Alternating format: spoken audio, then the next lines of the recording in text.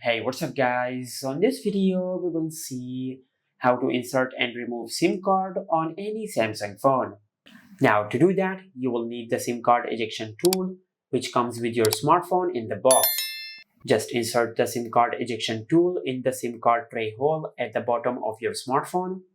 Then take out the SIM card tray from your smartphone. Now just insert your SIM card in your SIM card tray. Just like that. Or if you want to remove your SIM card, just remove your SIM card just like that. Now for now, I will insert a SIM card.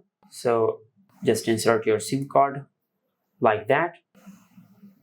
After that, just insert your SIM card tray back into your smartphone. And by doing that, you will successfully insert the SIM card in your smartphone.